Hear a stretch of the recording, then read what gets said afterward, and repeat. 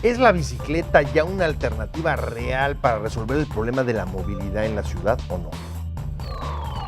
¿Cuál es el futuro de la industria discográfica en México? Quédense con nosotros.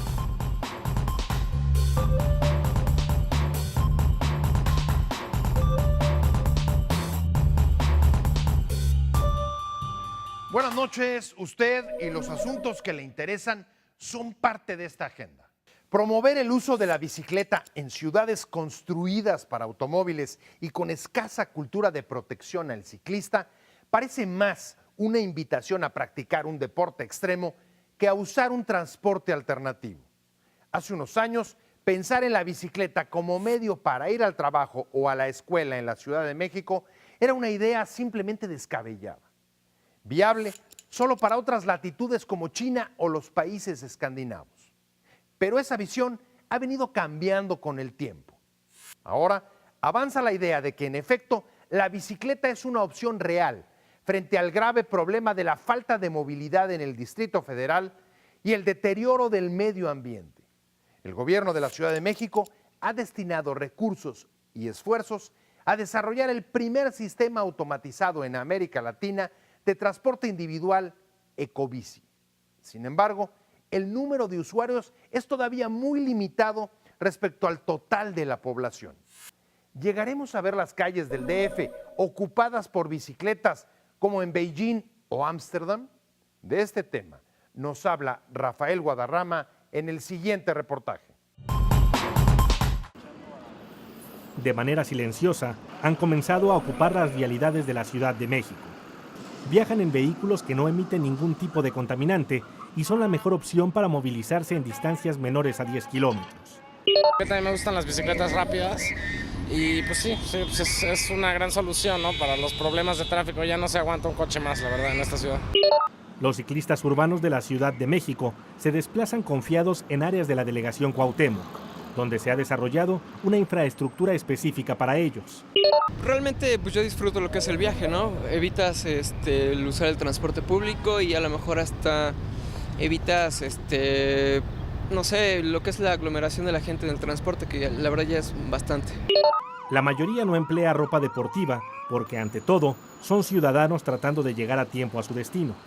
No me da miedo porque mis transcursos son tan cortos que no me da tiempo de sudar. Además, es bastante accesible la forma de transporte, uno no se esfuerza demasiado. Algunos prefieren llevar otra vestimenta para circular más cómodos por las calles.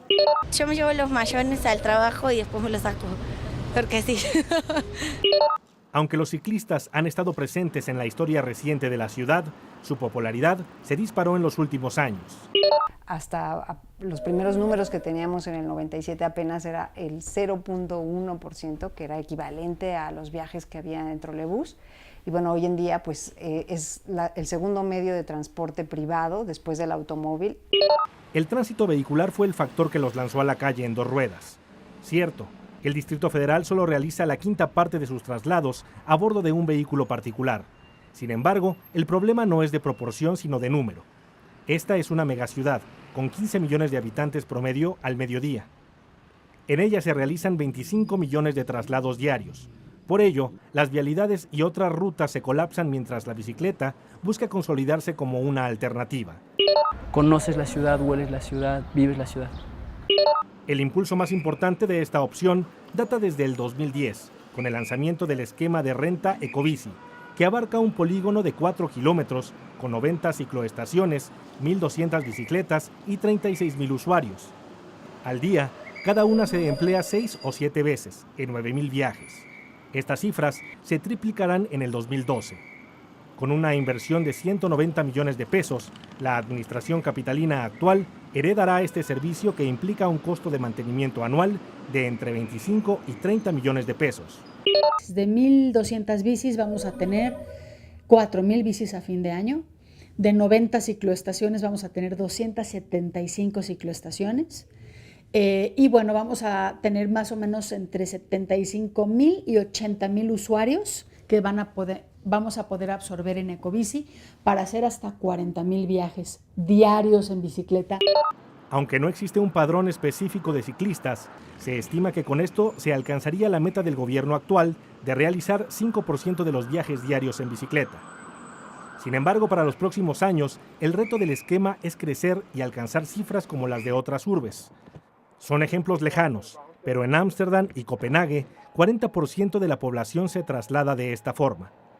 Para la Ciudad de México, esto implicaría crear una estrategia de transporte multimodal, pues si bien las bicicletas son eficientes para avanzar en menos de 10 kilómetros, las distancias promedio en la capital son de entre 20 y 30 kilómetros.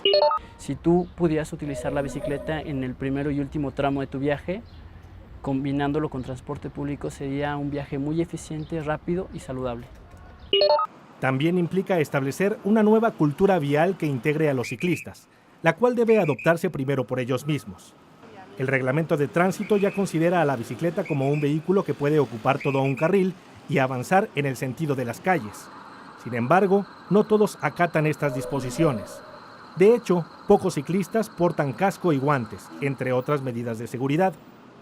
A 2 años de su creación, el esquema Ecobici no ha reportado ninguna muerte. Por ello es importante que, al menos en las vialidades, continúe siendo seguro circular en 2 ruedas y sin motor. La bicicleta es una verdadera opción de transporte en tiempos de crisis energética, de crisis ecológica y también en nuestro país de crisis de salud, porque estamos padeciendo una epidemia prácticamente de obesidad y sobrepeso. Ampliar esta nueva modalidad también implica crear mejores condiciones urbanas, reorientar las inversiones hacia mejorar el transporte público y hacer más restrictivo el uso del automóvil con creación de vías de peaje, así como limitar su circulación al interior de la urbe. Todo eso, si lo cambiamos, vamos a poder tener una ciudad en el futuro mucho más amable, pero es preciso decirte que esto nos va a costar varias décadas, como a los países que son los modelos o las ciudades modelos que como la Ciudad de México quiere ser. Por lo pronto, a decir del gobierno capitalino, con la ampliación que se realizará este año al sistema Ecobici, la Ciudad de México ocupará el 7º lugar del ranking mundial de urbes ciclistas.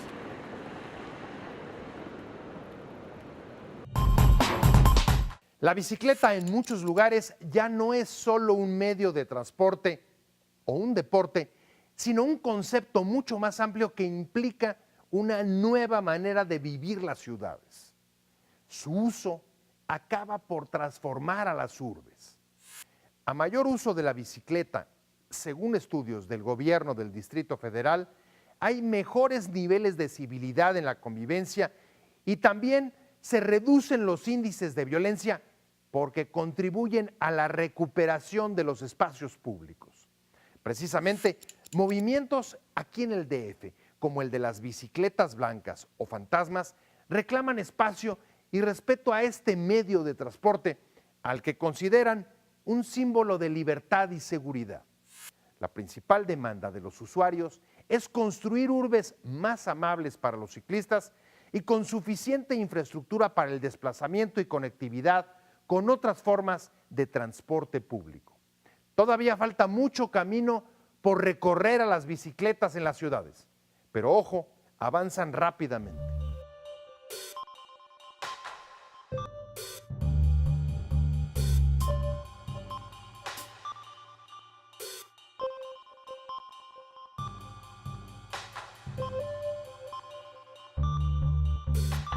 ¿Es la bicicleta ya una alternativa real para resolver el problema de la movilidad en la ciudad o no? Siempre, en realidad siempre ha sido una alternativa. El tema es que tanto estamos dispuestos como a tomarla en serio, ¿no?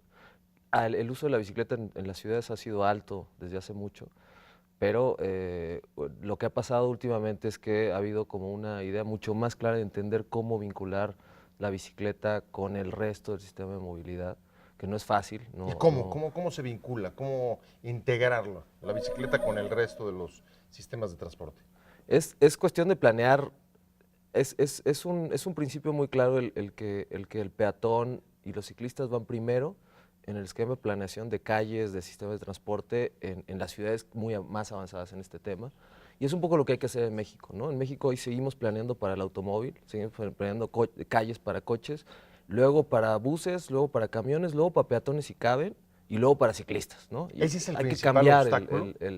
ese es el principal obstáculo. Ese y el tema de entender entre todos cómo hacer convivir al ciclista con el resto del tráfico y del uso de la calle, que es un asunto de aprendizaje, ¿no? Esto no es una cuestión de por decreto, por ley, es un asunto de convivencia y tenemos que aprender entre automovilistas, ciclistas, peatones a ver cuáles son las normas de convivencia más adecuadas. ¿Y cómo generar, digamos, ese cambio de jerarquías o de visiones? ¿Qué le toca al gobierno? ¿Qué le toca al ciudadano? ¿Qué le toca al ciclista? ¿Qué le toca al automovilista? ¿Qué tiene que hacer cada quien? La sociedad civil ha sido un elemento clave en este proceso de colocar a la bicicleta como un medio de transporte. Creo que esa ha sido como algo muy importante, porque a pesar de que cambian los gobiernos, la sociedad civil se mantiene y mantiene las demandas y las posturas. Creo que lo que le toca al gobierno es tomar decisiones respecto al presupuesto. O sea, es decir, se pone donde yo pongo las prioridades, entonces pongo el dinero. No se vale decir que sí tengo las prioridades en este tema cuando no tengo el dinero ahí. ¿Tú dirías que, por ejemplo, en el Distrito Federal ya hay una cultura de la bicicleta o no la hay? El éxito contundente en los últimos 6 años ha sido el programa de Ecobici, de bicicleta pública en la zona central.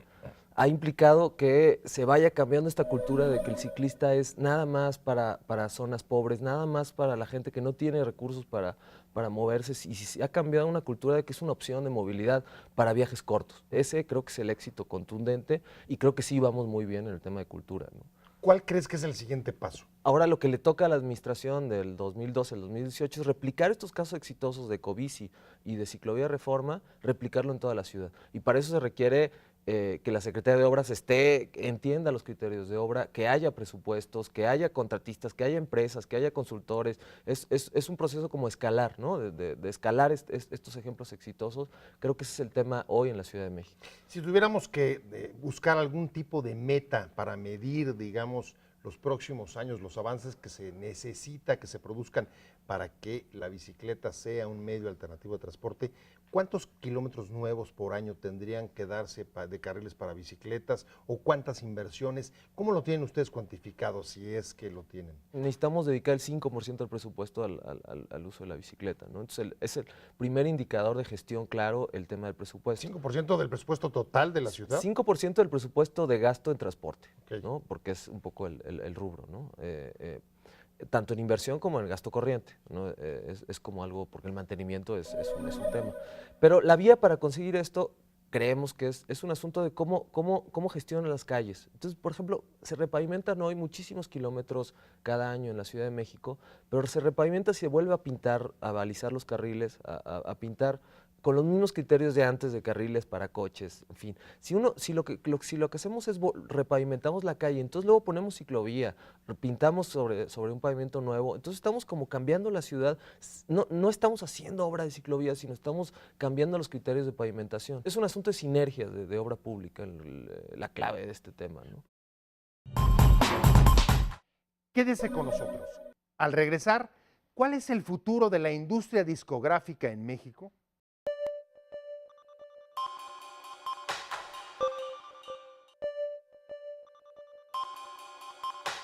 Los internautas mexicanos destacan en el mundo digital por la transformación de su patrón de consumo de entretenimiento. En América Latina son de los que más descargas, legales e ilegales, realizan de discos, libros y videos. Los cambios en las prácticas culturales afectan industrias que antes controlaban su mercado, como la discográfica. En México, el sector de la música hoy alerta sobre pérdidas millonarias por descargas ilícitas, destrucción de empleos e inversiones. Demanda reformas para proteger la propiedad intelectual y los derechos de autor, aunque leyes con propósitos similares, como el Acta Antifalsificación, fue detenida en otros países por su riesgo para las libertades civiles. Además, es difícil regular una industria que es de las que más cambia en la era digital por el impacto de la revolución tecnológica, al punto de dudarse sobre el futuro del disco. ¿Cómo se adaptará esta poderosa industria del entretenimiento a la nueva revolución tecnológica? Jorge Velasco nos habla de este tema en el siguiente reportaje. Desde su nacimiento a principios del siglo XX, la industria discográfica ha significado la posibilidad para la población de llevar la música a la intimidad del hogar, disfrutando del disco como objeto. Realmente la tecnología creemos que ha sido el gran aliado de la música y de toda la parte de la producción musical, debido a que puedes penetrar muchísimo más en la gente. Como tú bien lo dices, ¿no? Antes era por medio de exhibiciones en vivo, etcétera, y ahora no, ahora ya lo puedes llevar a tu casa, lo puedes tener en el momento que quieras, lo puedes escuchar en que quieras. Para la gente es primordial, la gente que le gusta la música sigue siendo amante de tener un objeto físico, ¿no? En donde pueda tener a detalle lo que el artista le ofrece, ya sea las letras de las canciones, fotografías, el mismo arte de una portada, poderlo ver a un buen tamaño. En nuestro país, las grandes compañías discográficas se agrupan en la Asociación Mexicana de Productores de Fonogramas y Videogramas, AMPROFON, integrada por 10 empresas, entre las que destacan Sony, Universal, EMI y Warner. Juntas controlan 80% del mercado nacional. Uno de los objetivos principales es la producción de música, que haya un buen producto y que sean productos de calidad. México ha sido reconocido durante años por esta situación. Junto a las grandes empresas transnacionales se encuentran las pequeñas compañías independientes con una oferta distinta. Que se conozca la historia del salterio, la historia de la música cardenche o la trova yucateca tradicional o ciertas cosas que yo sé que no voy a vender mucha cantidad, pero sí sé que estoy haciendo y contribuyendo a un proceso histórico y cultural de un país. El disco extranjero le da cabida a cierto número de artistas que para las empresas disqueras transnacionales no eran tan interesantes. ¿Por qué? Porque eran artistas, son artistas que se definen a sí mismos, no se definen como un producto de mercadotecnia para poder vender más, simplemente quieren mostrar su trabajo. La industria discográfica tiene un valor de cerca de 3,000 millones de pesos y requiere de una inversión para el pago del compositor, intérprete, músicos, maquilador y vendedor, entre muchos otros trabajos. Todos estos costos hacen que tenga este valor, digamos, a la venta, ¿no? Entonces, quizá pudiéramos todos hacer un esfuerzo de bajarlo más.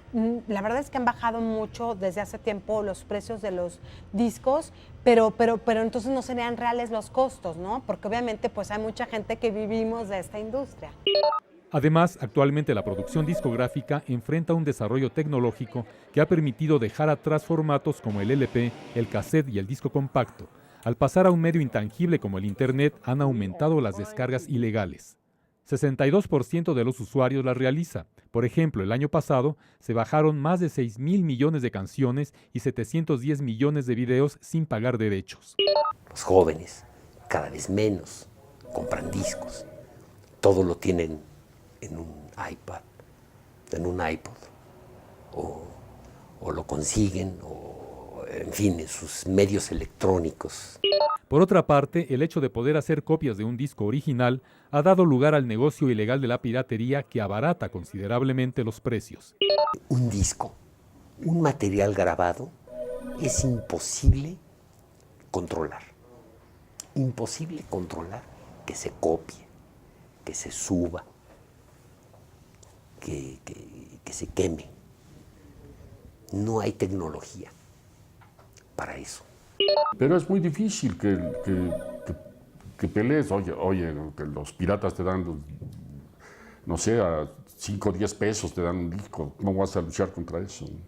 La piratería física y por Internet ha afectado la venta de discos en 3% a nivel mundial. No obstante, en nuestro país, esa cifra es de 5.5%. Los últimos 5 años han sido muy, muy complicados. Si bien de 2009 a 2010 hubo un 1.5% de aumento de la venta, no se ha podido recuperar contra lo que era el año 2000-2001. Sin embargo, bueno, estábamos muy contentos porque en 2011 tuvimos una recuperación casi del 6% en ventas, juntando ventas físicas y ventas digitales. Yo creo que no nomás a la Sonora Santanera se le ha afectado, a todos. La piratería desgraciadamente tronó a todas las disqueras. Ahora ya las disqueras ya no producen artistas nuevos, ya viven del catálogo por lo mismo, ¿no? Entonces es una competencia muy desleal. A donde quiera que vayamos, de cualquier lugar del país, hay piratas. Llegan antes que nosotros, ya están ahí. Es criminal. Es despiadado y es una verdadera masacre lo que están haciendo con la piratería, ¿no? Esta situación ha obligado a cerrar muchas tiendas, afectando a grandes y pequeñas empresas. Y por ejemplo, en el caso de Discolandias, sí han cerrado porque se ubican generalmente en algunos puntos en donde se ubica la piratería muy fuerte, ¿no? Lo que eran salidas de metros y cosas así. Y entonces llegó un momento en que realmente pues no era para nada rentable para nosotros tener estas tiendas. La piratería que sí ha incidido en las tiendas de disco que vendían productos comerciales y donde nosotros teníamos acceso en pequeños espacios para vender también nuestra música independiente. Eso obligó a muchas tiendas, una enorme cantidad de tiendas a cerrar sus puertas y de eso sí nos golpeó a nosotros. En 2010 la piratería pasó de ser un delito federal a ser un ilícito que se persigue de oficio. Sin embargo, los intentos por impedir el intercambio de archivos musicales por Internet han fracasado. En 2011, el Congreso recomendó al presidente Felipe Calderón no firmar el Acuerdo Comercial Antifalsificación, ACTA, por sus siglas en inglés, porque criminalizar a internautas por descargas en la red podría inhibir el acceso del país a la sociedad del conocimiento. El rechazo a apoyar este tipo de sanciones para proteger a la industria musical ha sensibilizado a sectores afectados de otros países sobre la necesidad de encontrar nuevas fórmulas para defender la propiedad intelectual y los derechos de autor. A la industria del disco en México le preocupa que la falsificación convierta al país en importador de bienes culturales y deje de exportar productos de entretenimiento como hace hoy. El interés del sector de la música es legítimo, aunque la solución al problema debe partir de una visión más amplia, dado que la era digital cambia el consumo y sus patrones de entretenimiento, y los problemas que enfrenta esta industria no se van a solucionar persiguiendo a los internautas que realizan las descargas.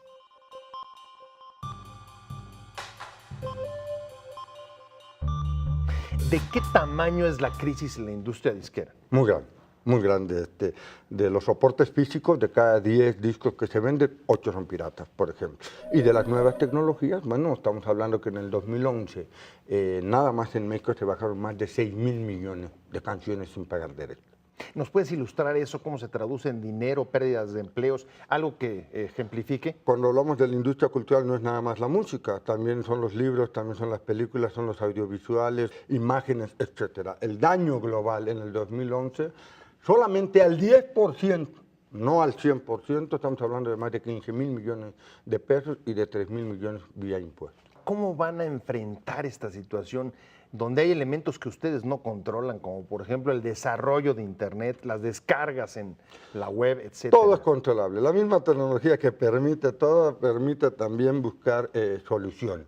Yo creo que la gran visión que estamos teniendo a través de la coalición por el acceso legal a la cultura, donde estamos todos los sectores involucrados en la parte productiva de la cultura, es sentar a todos en la mesa y tratar de buscar, de ponernos de acuerdo y de respetar el derecho que cada uno tiene y buscar una convivencia que todos salgamos ganando, que sea ganar, ganar. Quizá no leyeron el futuro de la música en Internet. ¿Cuáles son en concreto las medidas que se pueden tomar, por ejemplo, para proteger derechos de autor? Es muy complejo, tiene un enfoque integral, desde campañas de concientización, por ejemplo, desde notificaciones por parte de la autoridad, hasta tratar de buscar sancionar a aquellos sitios que están utilizando contenidos ilegalmente. En ningún momento nosotros queremos ni criminalizar el uso de las redes de Internet, ni pretendemos inclusive afectar a los usuarios. Lo que queremos nada más es tratar de inhibir la conducta delictiva, invitarlos principalmente a que se regularicen, a que respeten el derecho de autor. Obviamente, de no hacerlo, puede haber una consecuencia económica por no hacerlo y buscar que los sitios ilegales, que es el daño más grande que están generándose, como Megaupload, como Napster, que todo el mundo conoció, si no se regularizan y piden la autorización previa para utilizar los contenidos, ver la manera que los proveedores de servicios puedan sacarle la resta. Es decir, ustedes estarían proponiendo una iniciativa de ley en el que cualquier espacio de música que manejara contenidos de artistas tuviera que pedir permiso a la industria disquera para poder manejarlos. Bueno, a la industria disquera y a los autores, que los dos somos titulares de derecho. La industria obviamente es el titular del soporte, de la inversión, y nosotros somos los titulares de las obras, de los contenidos.